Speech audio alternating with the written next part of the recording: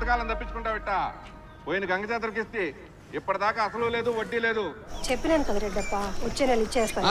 వచ్చే నెల అని తిప్పతానే ఉండు, నేను తిరగతానే ఉండా. కడుపుకి అన్నం తింటాడారా, కసు తింటాడారా? ఏం బతుకులమ్మా, సిగ్గులేని బతుకులు.